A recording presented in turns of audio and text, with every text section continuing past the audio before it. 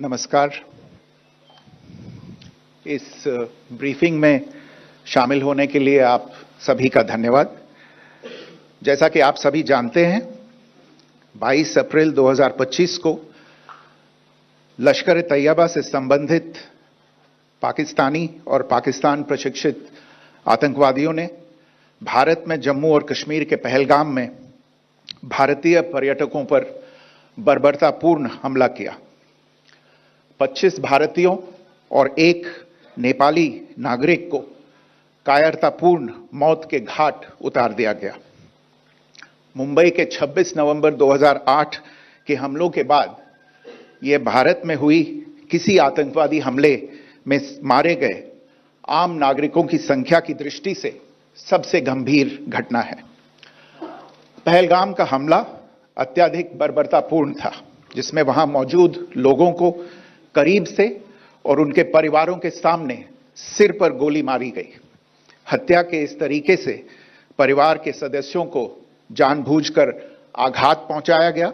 साथ ही उन्हें यह नसीहत भी दी गई कि वे वापस जाकर इस संदेश को पहुंचा दें। यह हमला स्पष्ट रूप से जम्मू और कश्मीर में बहाल हो रही सामान्य स्थिति को बाधित करने के उद्देश्य से किया गया था।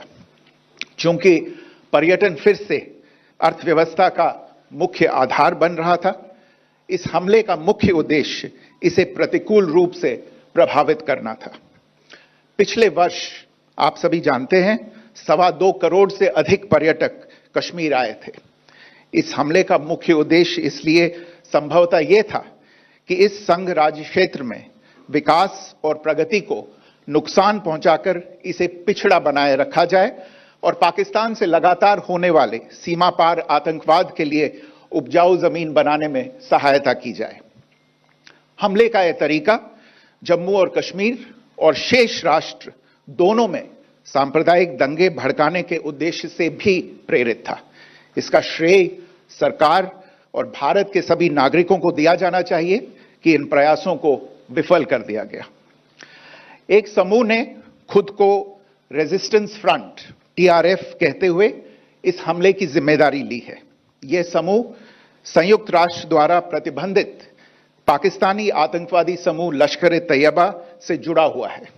यह उल्लेखनीय है कि भारत ने मई और नवंबर 2024 में संयुक्त राष्ट्र की 1267 कमेटी की सैंक्शंस मॉनिटरिंग टीम को अर्धवार्षिक रिपोर्ट प्रस्तुत की थी, जिसमें TRF के बारे में साफ इनपुट दिए गए थे।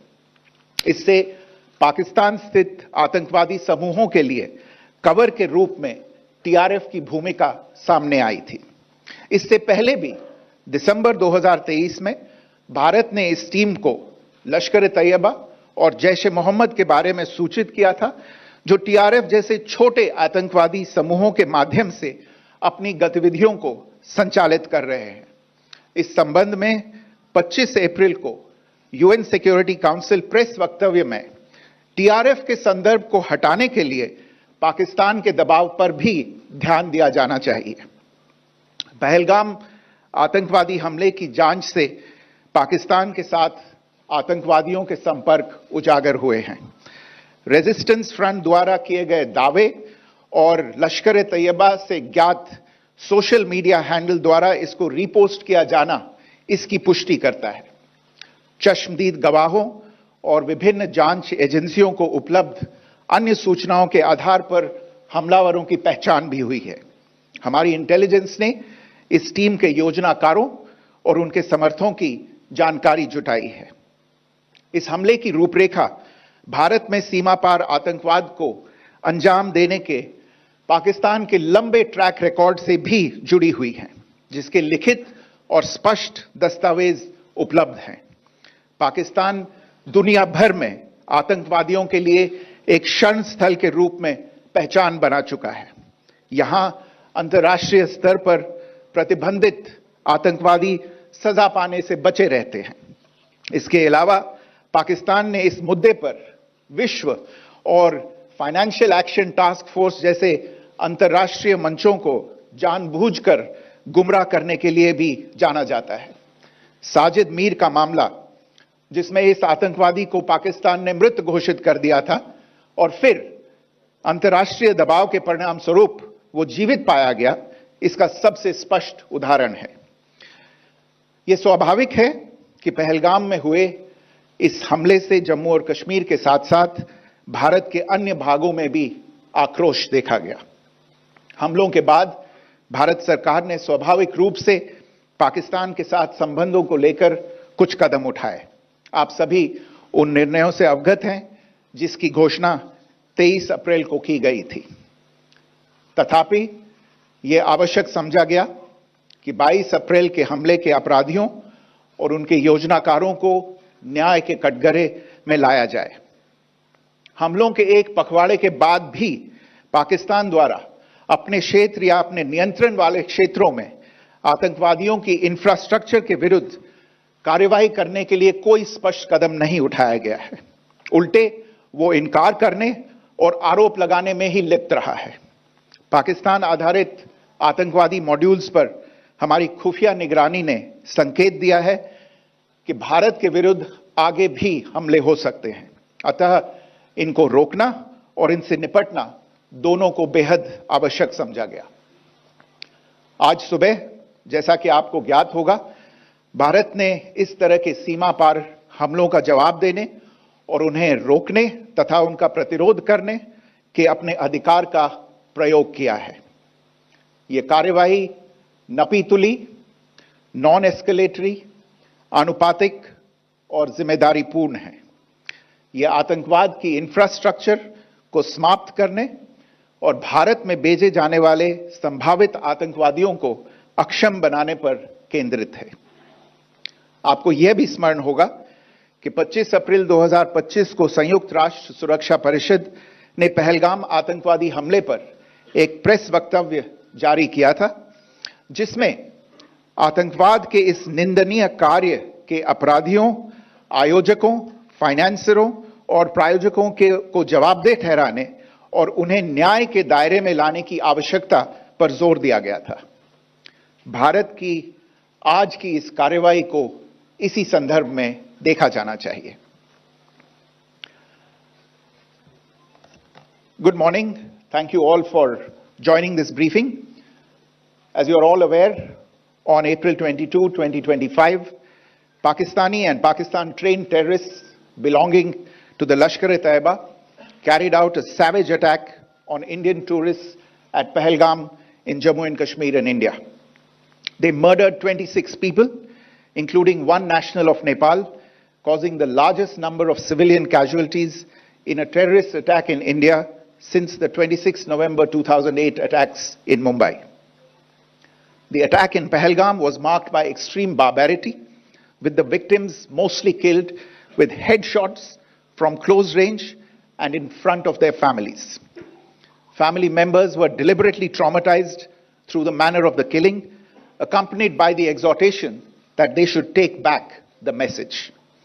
The attack was clearly driven by the objective of undermining the normalcy returning to Jammu and Kashmir. In particular, it was designed to impact the mainstay of the economy, tourism, with a record 23 million tourists visiting the valley last year. The calculation presumably was that harming growth and development in the Union Territory would help keep it backward and create fertile ground for continued cross-border terrorism from Pakistan. The manner of the attack was also driven by an objective of provoking communal discord, both in Jammu and Kashmir and the rest of the nation. It is to the credit of the government and the people of India that these designs were foiled.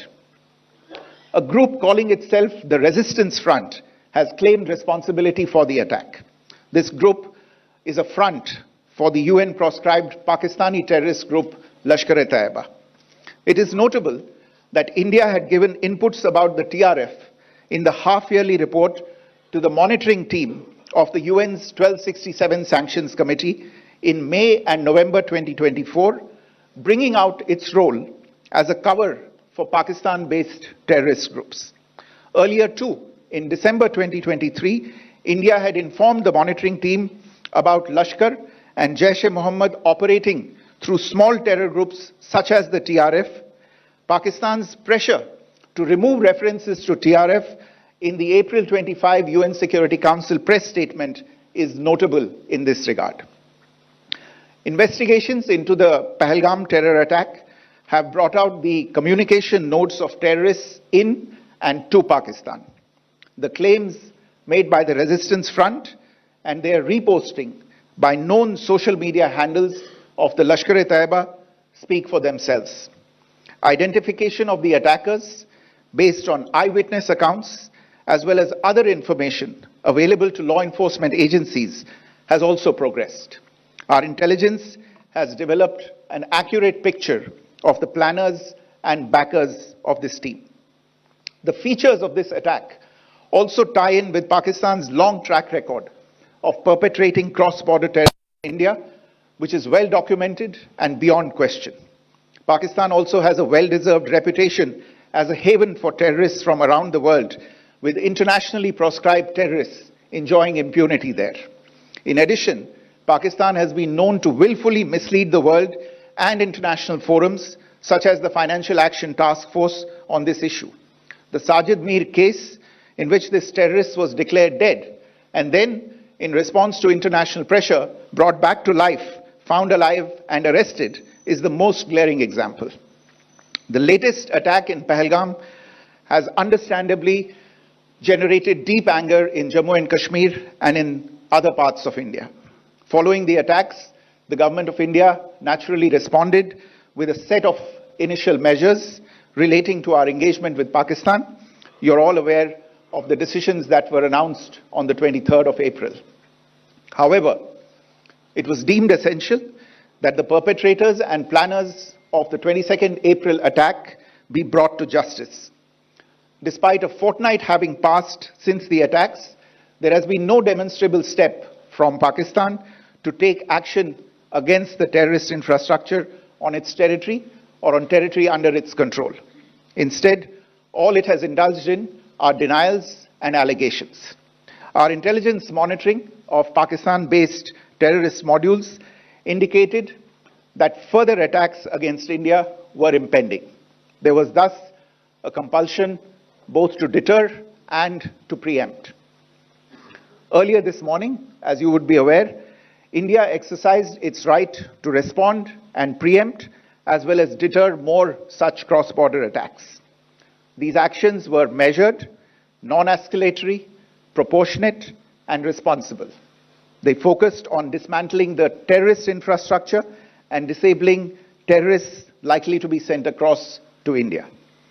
You would also recall that the Security Council on 25th April 2025 had issued a press statement on the Pahalgam terror attack, underlining, and I quote, the need to hold perpetrators, organizers, financiers, and sponsors of this reprehensible act of terrorism accountable and bring them to justice, unquote. India's latest actions should be seen in this context. Joining me for this briefing on our actions earlier this morning are Colonel Sophia Qureshi and Wing Commander Vyomika Singh. I will request them to share some details regarding Operation Sindoor with all of you.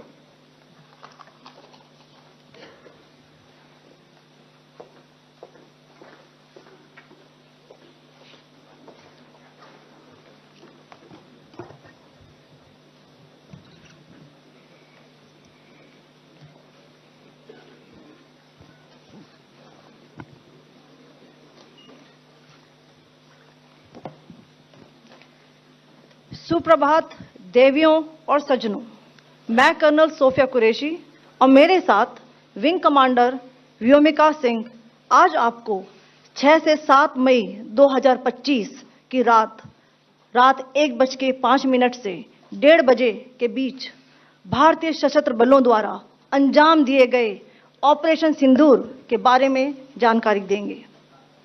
Operation सिंदूर 22 अप्रैल को पहलगाम में हुए विभत्स आतंकवादी हमले के शिकार मासूम नागरिकों व उनके परिवारों को न्याय देने के लिए लॉन्च किया गया था।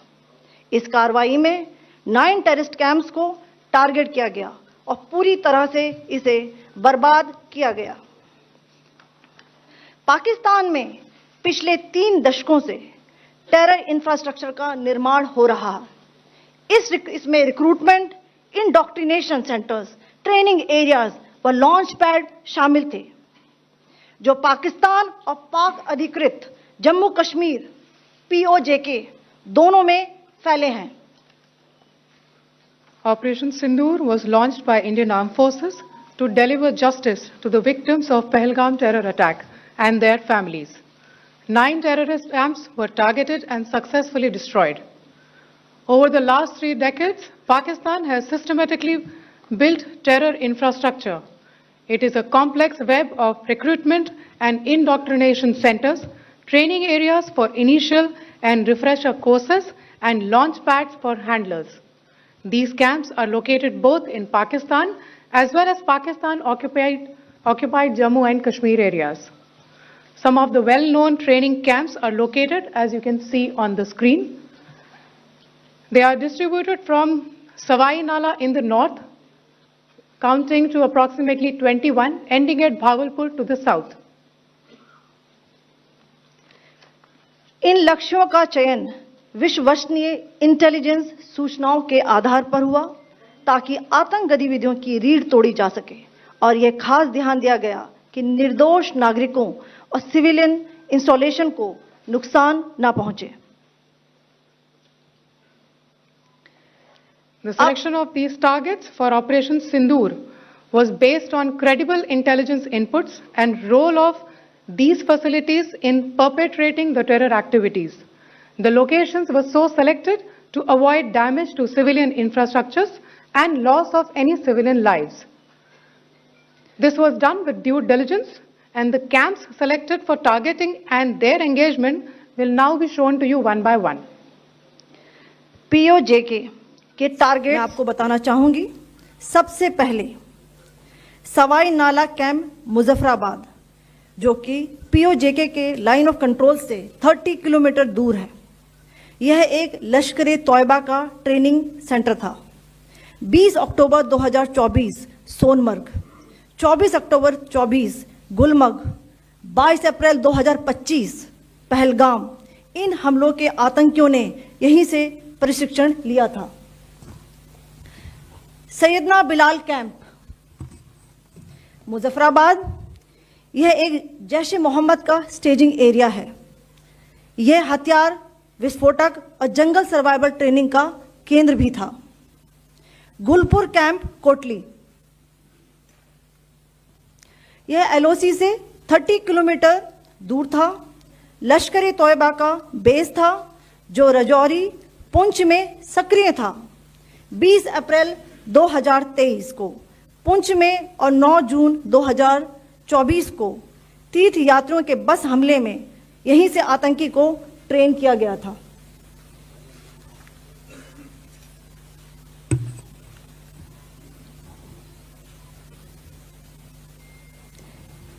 बरनाला कैंप बिंबर, ये LOC से 9 किलोमीटर दूर है। यहां पर हथियार, हैंडलिंग, IED व जंगल सर्वाइवल का प्रशिक्षण केंद्र था। अब्बास कैंप कोटली,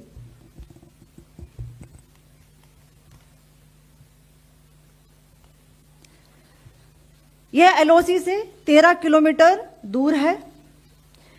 लश्कर तौयबा का फिदाइन यहां तैयार होता था। इसकी कैपेसिटी 15 टेररिस्ट को ट्रेन करने की थी।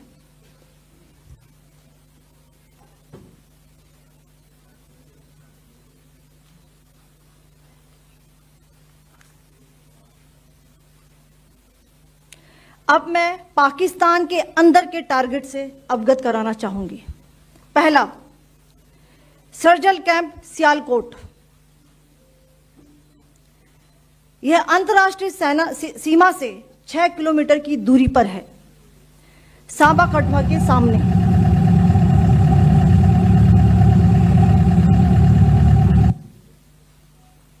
मार्च 2025 में जम्मू एंड कश्मीर पुलिस के 4 जवानों को की जो हत्या की गई थी, उन आतंकवादियों को इसी जगह पर ट्रेन किया गया था। दूसरा, महमूना जाया कैंप सियालकोट, यह 18 से 12 किलोमीटर IB से दूर था। हिजबुल मुजाहिदीन का बहुत बड़ा कैंप था। ये कठुआ जम्मू क्षेत्र में आतंक फैलाने का नियंत्रण केंद्र था। पठानकोट एयरफोर्स बेस पर किया गया हमला भी इसी कैंप से प्लान और डायरेक्ट किया गया था। मरकज ताइबा मुरीद के यह आईबी से 18 से 25 किलोमीटर दूरी पर है।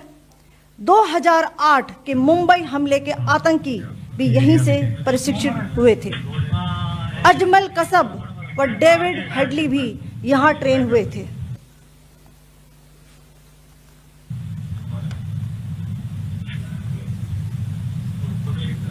आगे दूसरा आया।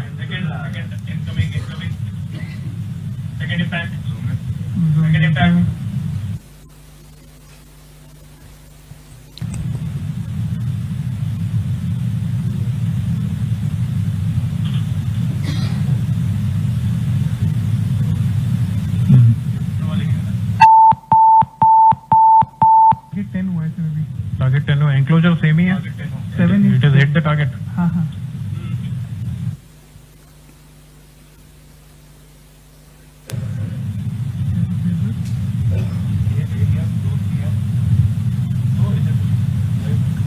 तीसरा आ गया सर, इनफैक्ट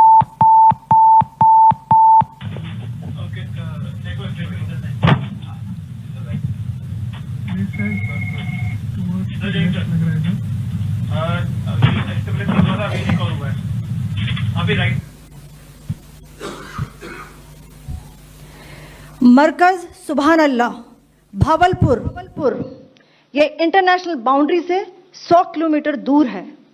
जैश ए मोहम्मद का मुख्यालय था। यहाँ पर रिक्रूटमेंट, ट्रेनिंग व इंडॉक्ट्रिनेशन का केंद्र भी था। शीर्ष आतंकी अक्सर यहाँ आते थे। मैं आप सबको बताना चाहती हूँ कि किसी भी सैन्य ठिकाने का निशाना नहीं बनाया गया और अभी तक किसी तरह की नागरिक क्षति की रिपोर्ट नहीं है। धन्यवाद। जय Hind. The strike on the terror camps were undertaken through precision capability, as shown to you. A niche technology weapons with careful selection of warheads was ensured so that there will be no collateral damage. The point of impact in each of the target was a specific building or a group of buildings. All the targets were neutralized with clinical efficiency, and the results reiterate the professionalism of the Indian Armed Forces in the planning and execution of their operations. No military establishments were targeted. India has demonstrated considerable restraint in its response. However, it must be said that the Indian Armed Forces are fully prepared to respond to Pakistani misadventures, if any, that will escalate this situation. Jai Hind, and thank you very much. Ladies and gentlemen, friends in the media, I ask your indulgence today in view of the fact that this is still an evolving situation. We will therefore not be able to take questions and answers today, but we will come back for more updates and more briefings shortly. Thank you all very much for joining us this morning. Thank you. Jai Hind.